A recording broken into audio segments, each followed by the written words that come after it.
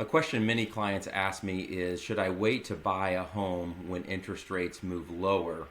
And it's a great question to think through. And so I wanted to kind of compare the summer market when interest rates were lower and the demand was higher versus fall right now when interest rates are higher and the demand is lower. So let's look through an example.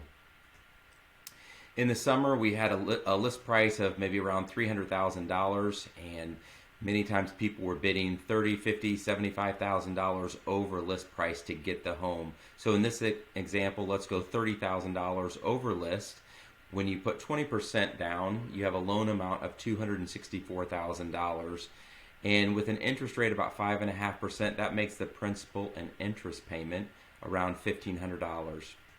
So there's some benefits of that, and that is that you saved about $260 per month as compared to current rates. So that's definitely a savings.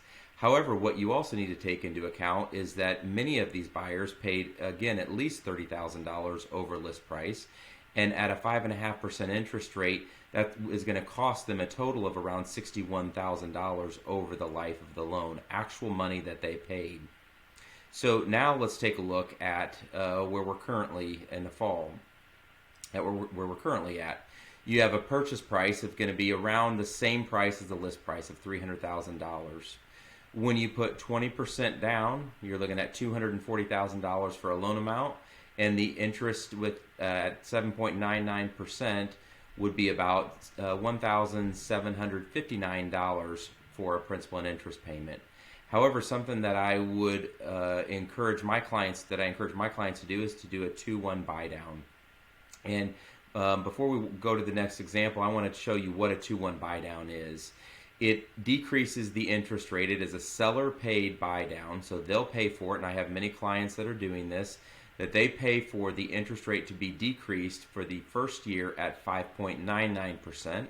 The second year it's decreased by 1% or 6.99%, and years 3 and beyond are at 7.99%. So let's take a look at how that works out.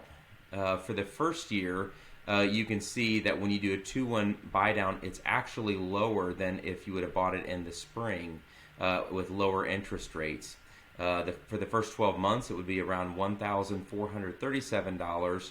And then for the second year, it would be around $1,595. The big difference here is that you're going to pay about $61,000 less than what others paid. And here's another important distinction. Interest rates will change. They will go down again. So you can basically rent your interest rate for the next 2 years and then refinance when the opportunity comes along. And again, you're not paying the additional $61,000 many others had to pay throughout the spring and summertime. So I think now is a great time to buy, and I think that it's important to know that distinction when interest rates are higher, that you have options like a 2-1 buy down to help you out. So if you have further questions, please feel free to give us a call. Me and my team will be happy to help.